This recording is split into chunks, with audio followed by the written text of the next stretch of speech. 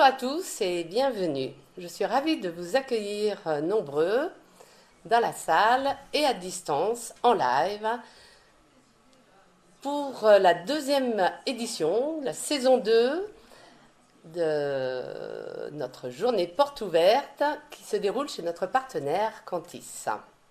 Pendant une petite heure, nous allons échanger avec nos invités sur le thème de l'objet média pour développer votre marque durablement. Nous allons aborder la valorisation de la marque employeur et la marque client sous 3 angles. La force du collectif, les enjeux de la communication dans une démarche RSE et quel impact a l'objet média et l'impact sur les consommateurs. Donc, Adéquation Entreprise, j'ai repris en 2018, après une trentaine d'années dans la communication. 2018, je rachète Adéquation Entreprise et en 2019, l'agence intègre comme agence indépendante le groupe Full Ace, qui est le numéro 1 de l'objet média, avec 120 collaborateurs et 53 millions de chiffre d'affaires. Adéquation Entreprise, nous sommes quatre filles. Et comme le slogan de la Clio, elle a tout d'une grande. En effet, avec des clients répartis dans toute la France, de différents secteurs, le bâtiment, l'industrie, le service, le tourisme. À présent, j'ai le plaisir d'accueillir mes invités que je vais vous présenter. Et avant d'ouvrir les échanges, je tiens tout particulièrement à remercier Cantis et Simon et Audrey pour leur gentillesse et leur disponibilité qui nous ont permis d'organiser cette journée avec nos clients, nos prospects, nos fournisseurs. Donc, merci. Alors, Jérôme, donc directeur associé Cantis. Est-ce que tu peux nous présenter en quelques mots donc, le réseau Cantis, le réseau de partenaires? Alors déjà, bonjour Hélène, merci Hélène de nous avoir conviés à ce moment. Bonjour à toutes et à tous. Donc effectivement, Jérôme Héninger, donc je suis directeur général et associé de Cantis. Donc Cantis, depuis 2001, en fait, nous sommes une centrale d'achat qui regroupe des entreprises adhérentes. En une phrase, notre métier consiste à mieux acheter ensemble en mutualisant des volumes d'achat et ainsi permettre à des entreprises, qu'elles soient TPE, PME, ETI, collectivités aussi, de pouvoir acheter à des conditions négociées comme si elles étaient un grand groupe. Aujourd'hui, plus de 35 000 entreprises nous utilisent, donc dans toute la France. Toutes ces entreprises peuvent avoir des métiers totalement différents les uns des autres, puisque on peut aussi bien avoir des adhérents du monde du bâtiment, travaux publics, paysage, industrie, services. Ce qu'il faut retenir, c'est qu'aujourd'hui, tous ensemble, on achète pour plus de 350 millions d'euros d'achat avec à peu près 150 fournisseurs référencés. Très bien.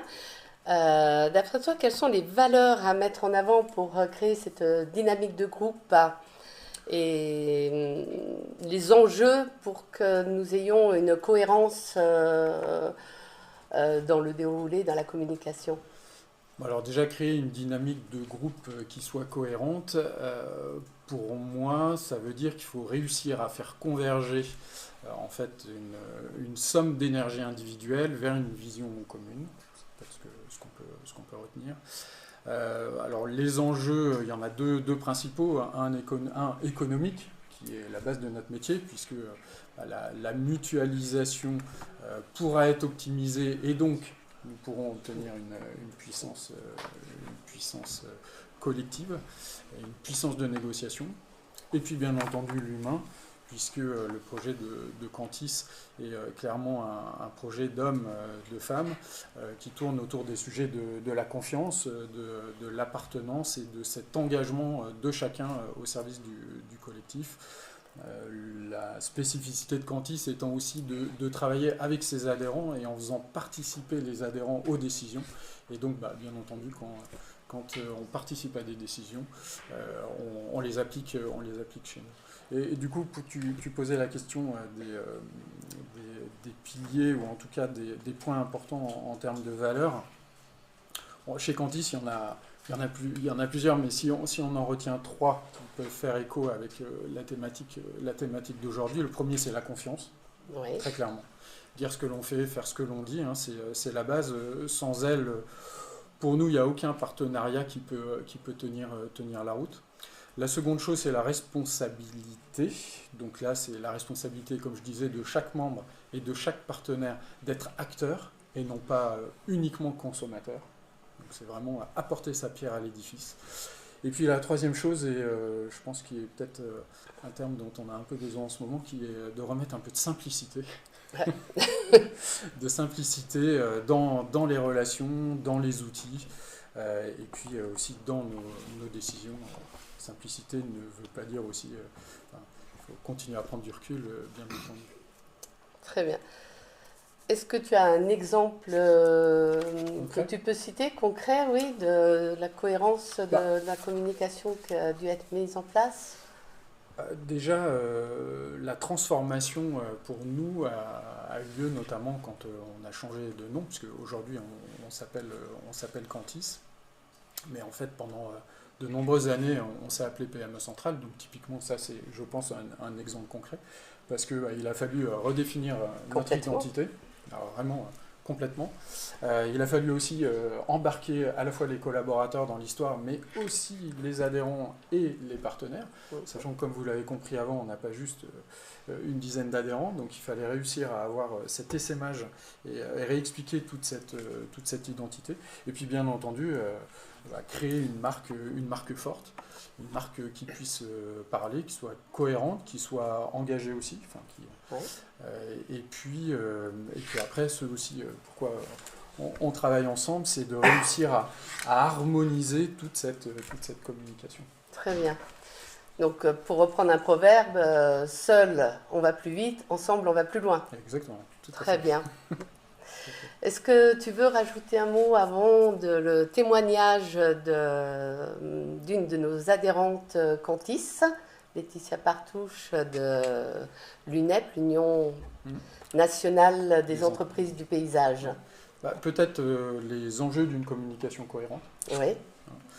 Parce que quand j'ai réfléchi au sujet, je me disais, en fait, une communication cohérente, est-ce que c'est pas juste chercher à aligner l'interne, l'externe et le terrain, ce que l'on fait tous, le terrain avec nos clients, avec nos parties prenantes, et que du coup, cette communication cohérente, qu'elle puisse renforcer, comme on disait, la crédibilité de la marque, l'image de marque, et c'est bien pour ça que l'on fait appel à ton entreprise, la compréhension aussi de la marque, mais aussi de l'offre, de ce que l'on va proposer.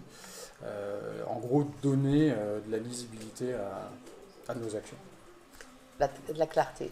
La clarté, tout à fait. Merci Jérôme. Alors, à présent, nous allons donner la parole sous forme de vidéo à Laetitia Partouche, donc, qui représente la fédération professionnelle, l'Union nationale des entreprises du paysage. Donc l'UNEP, c'est l'Union nationale des entreprises du paysage. Donc c'est l'organisation professionnelle représentative des paysagistes en France. Donc on a un peu plus de 32 000 entreprises du paysage en France, 132 000 actifs, et c'est un secteur avec un chiffre d'affaires de un peu plus de 7 milliards d'euros. Donc voilà, effectivement, l'UNEP, du coup, dans son rôle et dans ses missions de service aux adhérents, propose un service achat. Et donc derrière le service achat de l'UNEP, c'est Cantis. Et derrière Cantis, effectivement, nous avons l'opportunité de travailler avec Adéquation pour la réalisation d'objets médias pour différentes occasions. Plusieurs initiatives, les plus récentes, je pense à un conférencier que nous avons donc offert à nos adhérents à l'occasion de notre dernière assemblée générale au mois de février. Donc c'est ce conférencier, voilà, avec les couleurs de l'UNEP Auvergne-Rhône-Alpes. L'objectif, c'était vraiment un remerciement, en fait, un cadeau pour les participants à notre assemblée générale. Et l'idée, c'est qu'après, eux-mêmes, sur leurs réunions, auprès de leurs clients, les visites clients, sur les chantiers, ils utilisent le conférencier pour véhiculer l'image de l'UNEP en tant qu'adhérent à notre union professionnelle. et également aussi pour nos élus, un autre objet média. Donc c'était un sac à dos avec le logoté avec les couleurs de l'UNEP Auvergne-Rhône-Alpes. Donc on a 30 élus dans notre bureau régional. Et là, c'est également pour les remercier de leur investissement, puisqu'ils sont bénévoles au sein de notre union. Et donc avec, effectivement, ils utilisent toujours, quand ils partent 2 jours, ils utilisent toujours le sac à dos logoté pour leur déplacement. Et voilà, ils véhiculent encore une fois l'image. Alors de manière chiffrée, pas de résultats tangibles effectivement avec des données sur voilà, une satisfaction, mais par contre beaucoup de sourires, donc à la fois de la part de nos adhérents et puis de la part de nos élus. Donc on sent vraiment, c'est pas tous les jours non plus qu'on offre un cadeau, donc vraiment des sourires et de la reconnaissance. Donc voilà, c'est plus mesuré de façon intuitive par ces comportements-là. À présent, nous revenons sur le plateau avec Anthony Michaud, que j'ai le plaisir d'accueillir. Donc Anthony, tu es directeur de Symbiose. Symbiose qui est le réseau des entreprises responsables. Bonjour Hélène, merci pour l'invitation. Donc Anthony, tu vas nous présenter en quelques mots le réseau Symbiose et j'aurais 2 questions par rapport aux enjeux de la communication et de la démarche RSE. Aujourd'hui, on sait que le sujet de la RSE n'est plus un sujet à part, mais un levier stratégique pour les entreprises et pour les organisations. Donc, comment structurer cette démarche pour qu'elle soit cohérente et efficace ? Et dans un deuxième temps, après avoir identifié les enjeux, comment aborder de manière tangible justement la communication tout en étant dans le respect d'une démarche responsable. C'est tout un programme. Merci pour l'invitation. Bonjour à tous, bonjour à toutes. Alors, quel réseau Symbiose pour comprendre le point de regard? Symbiose est une entreprise à mission qui a été créée en 2018 par les entreprises du territoire lyonnaise, qui étaient des entreprises engagées de plusieurs domaines d'activité, le groupe SEB, la Caisse d'épargne, la Mutuelle April, Oraveo, un cabinet conseil RSE, et puis Tervel qui est devenu Teridéal, un acteur du monde paysagiste. Et en fait, les dirigeants de ces entreprises-là ont partagé un constat, celui que la RSE est bien souvent, dans les entreprises, pas tout à fait cœur de l'activité, un petit peu à côté. Et donc, eux faisaient le pari de dire, si la RSE est vraiment cœur d'activité, cœur de l'identité de l'entreprise, alors la RSE est un levier de performance incroyable pour l'entreprise, tant sur son business que sur l'adéquation avec ses collaborateurs, qu'au sens qu'on va donner avec sa chaîne de valeur. Et donc en 2018, ils ont fait le pari de dire on va créer un réseau qui va permettre de mettre autour de la table différentes entreprises du même territoire pour partager les bonnes pratiques, pour mutualiser les expériences et pour finalement progresser par le collectif sur les activités RSE au sens large. Donc on va traiter des sujets de la gouvernance, de l'éthique, de la finance responsable, de l'environnement évidemment, et de la communication responsable qui fait partie du cœur du sujet. Donc pour revenir sur les différentes questions, on a une structuration d'activités qui est faite autour de différents clubs et différents programmes, et notamment ce qui nous intéresse aujourd'hui, c'est qu'on a un club sur la communication responsable qui réunit des binômes RSE communication, et puis on a un programme autour de ce qu'on appelle de manière un peu grégaire la CSRD ou l'extra-financier, c'est-à-dire quelle stratégie on met en place dans son entreprise pour mesurer ce qui ne fait pas partie du financier, mais avec la même rigueur finalement que le sujet du financier. Et en fait, dans ces 2 univers dans lesquels on va travailler avec nos 70 entreprises de toute taille, de tout secteur, il nous est remonté toujours ces mêmes constats, c'est qu'il est compliqué d'avoir une RSE qui fait partie des services de l'entreprise. Très souvent, on a un responsable RSE, ou à un moment, on avait même une armée d'experts RSE des grandes entreprises qui avaient vocation à faire de la RSE dans un service à part, comme les autres services de l'entreprise. On avait le RH, la com et le RSE. Et finalement, depuis 2-3 ans, on revient en arrière dans les entreprises, le fruit de l'expérience, en disant la RSE est éminemment présente dans les services et donc on doit avoir une coordination globale de l'entreprise et une stratégie qui est portée par la tête de l'entreprise et qui vient s'infuser, s'impliquer dans l'ensemble des organes de l'entreprise, de la production, de la réflexion, de la stratégie, etc. Et donc ce sujet de la communication responsable est complexe puisque des retours qu'on a nous des entreprises avec qui on travaille, qui sont assez nombreuses, on a souvent plutôt une négociation qui se met en place entre le sujet de la com et le sujet de la RSE. Et tout le travail qu'on mène aujourd'hui, à leur demande, c'est de faire converger finalement la stratégie de l'entreprise pour que la RSE soit plus en négociation avec chacun des services, mais un partenaire pour donner du sens à chaque service dans une identité globale de l'entreprise. Et du coup, souvent, on veut partir par l'opérationnalité, c'est-à-dire qu'est-ce que je mets en place, quelles décisions on prend aujourd'hui pour moins consommer de carbone, pour être plus respectueux de l'environnement, pour donner du sens, pour embarquer les collaborateurs. Alors qu'en fait, la plupart nous disent qu'il faut qu'on reparte sur qui on est, quelle est l'identité de notre entreprise. Ça passe parfois par un changement de nom, ça passe souvent par remettre autour de la table l'ensemble des services et de se dire, au-delà de la réussite de nos services côte à côte, comment est-ce qu'ensemble on va converger vers un but commun, un projet commun? Quelle est la place de l'entreprise, de la société finalement? À quoi elle sert? On va parler de raison d'être, de société de mission, etc. Et finalement, quand on est dans cette démarche-là, on n'est plus en concurrence au sein de l'entreprise, on n'est plus à se dire, tiens, ce sujet-là, est-ce qu'il est à toi ou est-ce qu'il est à moi? Mais comment est-ce qu'on est en équipe, on va collaborer, c'est bien le sujet de Cantis, pour réussir notre projet. Et la communication responsable fait partie de cette dynamique-là. Donc il y a toute une stratégie à créer, à produire, avant finalement de prendre des décisions pour arriver à une logique de proportionnalité. Et en fait, tu parlais de cohérence. La cohérence, on la retrouve dans la proportion de ce qu'on va mener. On entend des fois des décisions qui semblent très bonnes, qui symboliquement sont fortes, mais qui ont en fait un impact assez faible. Hier soir, on parlait sur l'événement responsable, donc on fait le parallèle avec l'objet média qui est un lien assez direct. Et on va parler de l'achat responsable qui est dans la même dynamique. On oublie souvent que sur un événement, la plus grosse charge carbone, c'est le déplacement des visiteurs. Et donc on va faire beaucoup d'engagements sur l'événement lui-même, moins d'objets médias, moins de ceci, moins de cela. Mais en fait, la plus grosse charge, c'est comment est-ce qu'on fait venir les visiteurs chez nous. Et du coup, c'est toute la logique de déplacement pour venir à l'événement, plus que qu'est-ce qu'on met sur nos stands. On va souvent travailler sur notre kakémono, on va travailler sur l'objet qu'on va mettre, on va travailler sur qu'est-ce qui est sur notre stand. Est-ce qu'on met plutôt des chouquettes? Aujourd'hui, on va plutôt mettre des fruits.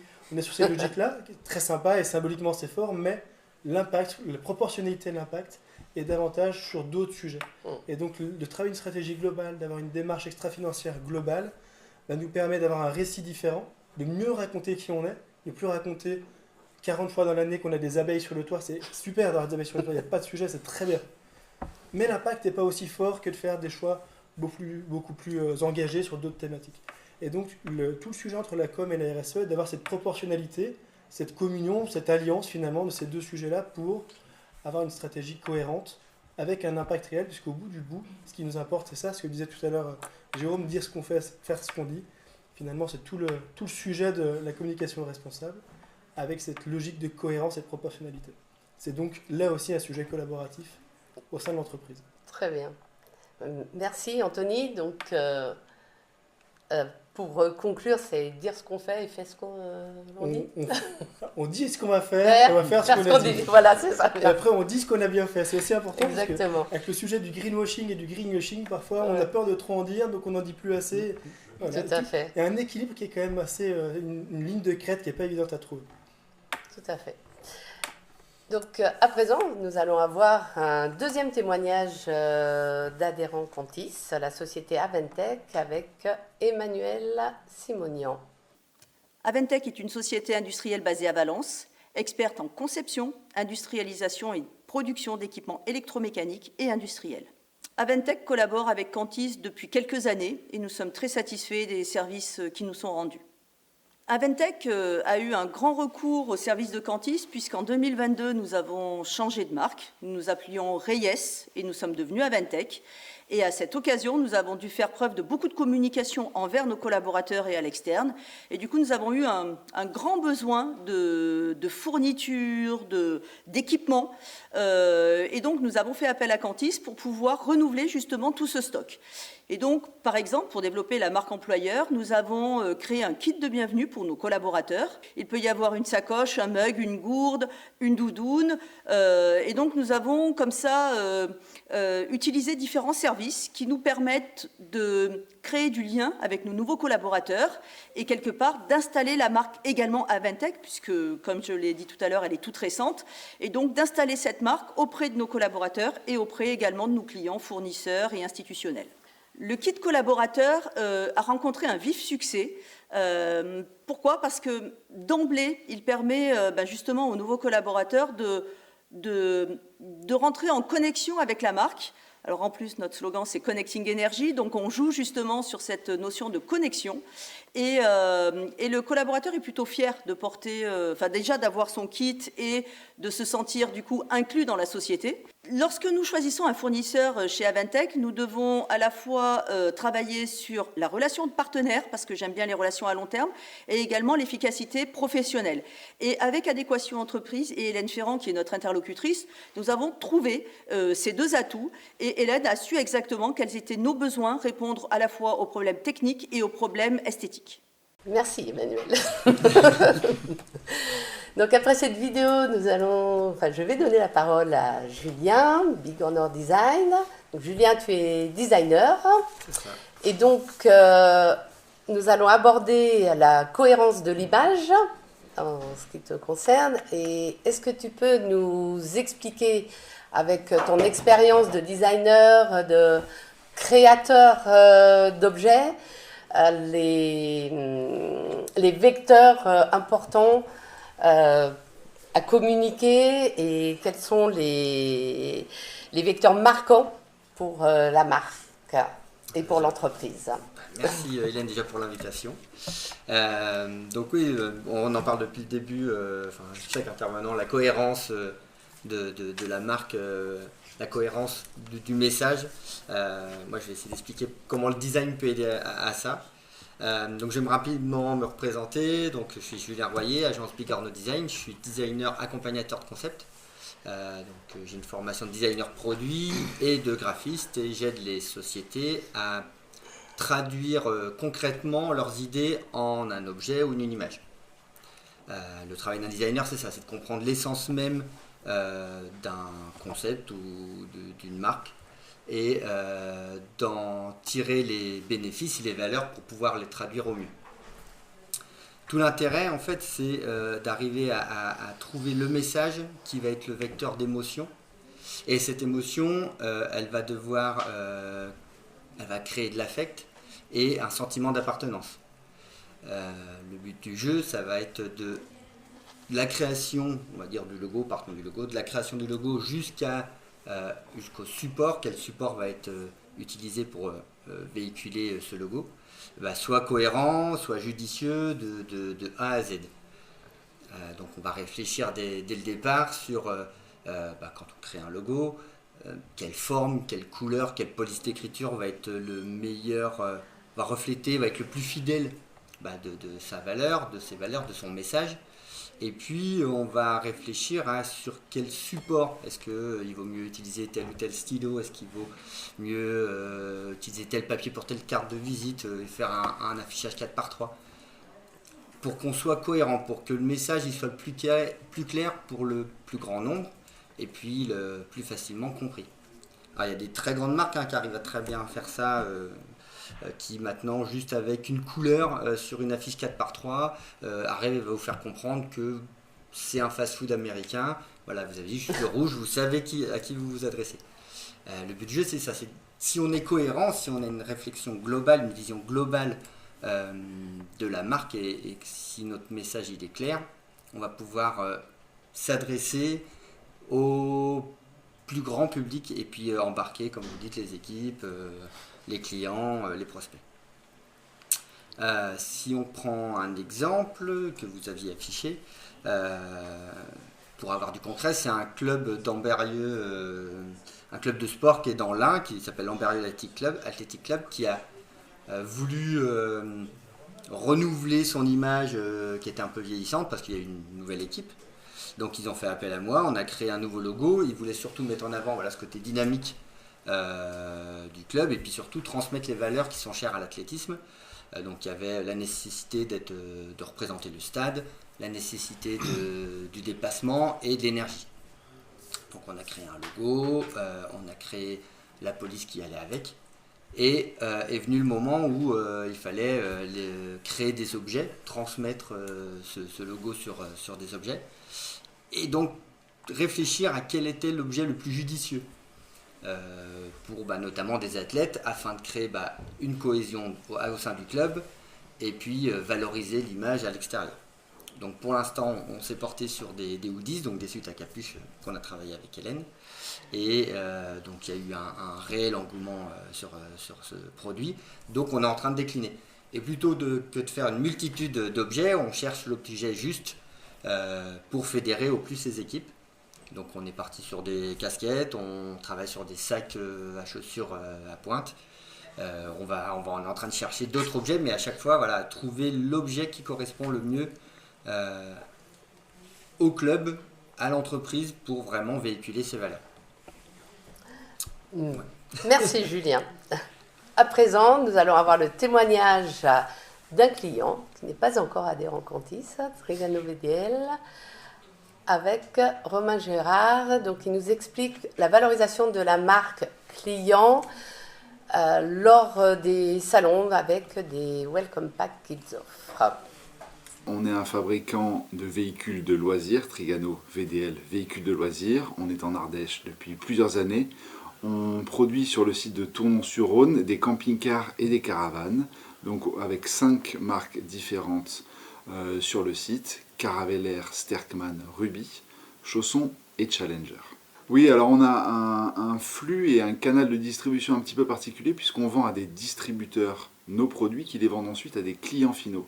Et tout l'enjeu que l'on a, c'est à la fois de fidéliser nos distributeurs et aussi de parler et de pouvoir échanger avec nos clients finaux. Et donc tout l'enjeu pour nous, ça va être de renforcer ces deux liens et donc de travailler sur 2 différents types de fidélisation. L'idée donc de valorisation et les principaux messages que l'on souhaite faire passer à nos clients, notamment nos clients finaux, c'est vraiment la dimension de voyage et de liberté.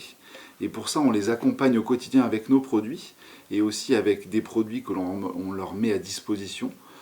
Par exemple, lorsqu'ils achètent un véhicule, on fait en sorte de leur proposer des objets qui sont là pour à la fois mettre en avant nos marques et leur permettre d'utiliser ces mêmes produits-là pendant leur voyage et pendant leurs vacances. On a une action qui est la plus importante et la plus structurante, c'est lorsqu'on est sur des salons. On a la chance de faire des salons européens pour mettre en avant nos produits parce que nos clients, avant tout, veulent voir le produit en vrai. Et sur ces salons, on a mis en place le programme qui s'appelle Profiler, qui est un programme qui est là pour comprendre les usages et les attentes de nos clients. Et donc dès qu'ils achètent un véhicule sur un salon, on leur met à disposition ce que l'on appelle un welcome pack, un cadeau d'accueil dans nos différentes marques. Et ce welcome pack a pour objectif de fidéliser, de récompenser notre client lors de son achat. Et en échange de cela, bien entendu, on lui demande quelque part un petit questionnaire qui va nous permettre de mieux comprendre ses attentes, ses besoins pour développer nos produits futurs. Et un des avantages majeurs de ce welcome pack, c'est qu'en plus, lorsqu'il repart du stand avec sous le bras un beau paquet, une belle boîte avec notre marque, et vis-à-vis de nos concurrents aussi, c'est un message qui est intéressant puisqu'on dit ce client-là appartient maintenant à l'une de nos marques, par exemple Chausson ou Challenger. Alors déjà, l'impact il est immédiat puisque dès la signature du client, en fait, il nous dit merci, il est content, il est dans cette phase un petit peu d'euphorie.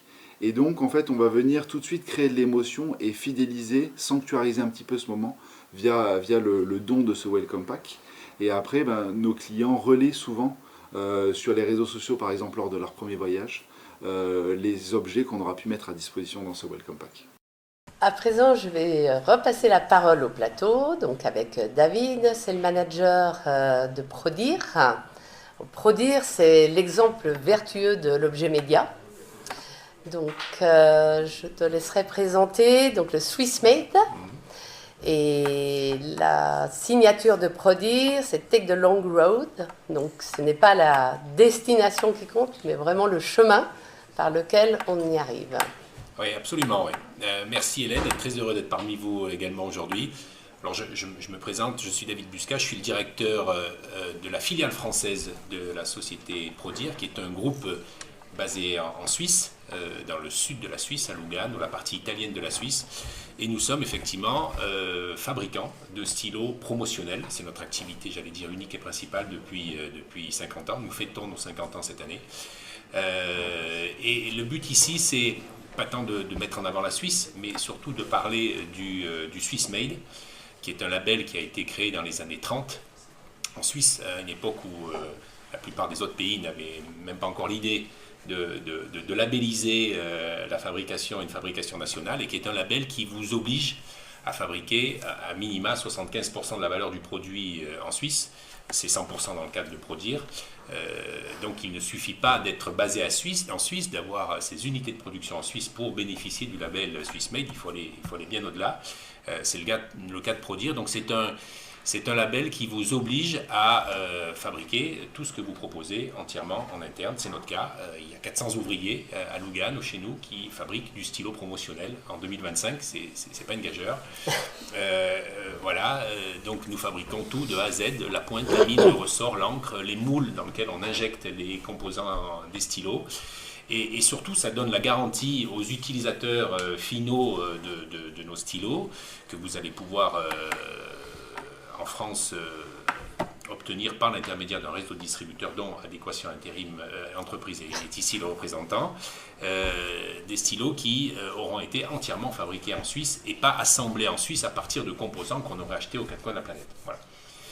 Sans parler du fait que la proximité géographique va faire que ces stylos vont venir d'à côté et qu'ils vont avoir un respect des normes environnementales et sociétales qui sont les plus abouties qui soient, s'agissant là pour le coup de la Suisse.